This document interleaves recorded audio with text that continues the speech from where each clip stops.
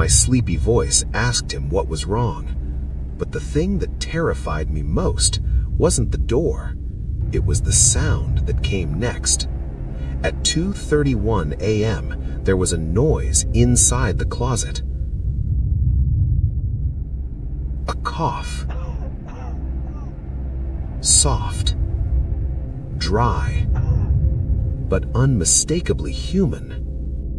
I replayed the clip over and over. The cough was always there.